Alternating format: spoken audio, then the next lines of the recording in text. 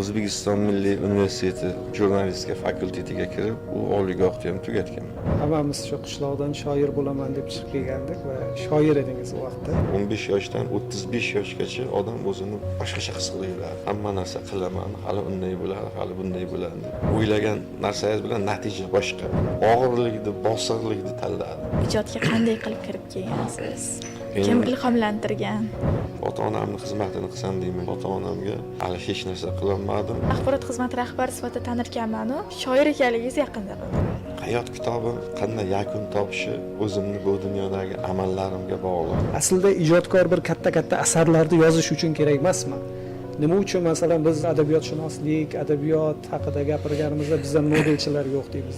Shu darajaga tez uzoqlashib ketyapmiz mutolaadan. Agar mana shu tezligimizga yana tezlik qo'shilib ketadigan bo'lsa, yaxshilik alomati emasmi? Gonorarim bu ona sutiday halol. Bitta she'r yozsangiz yoki bitta hikoya yoki qissa yozganingizda u uchun yetarlicha to'lov bo'lish kerak-da uni. Yaxshi ijodkorlarimiz shu mansab berib ham, gohida bir nima berib ham shashtin tushirib pasaytirib yubordi. Ijodkor qiynalishi kerak. Xonaga qamalib odam nima qiladi? Tafakkur qiladi. Nobel mukofotini olasan desa ham, shuni hayotiga yashashga ko'nmaymiz. Shunaqa odamlarni ham ko'ryapman. Hamma narsasi bor, lekin to'q odam kam.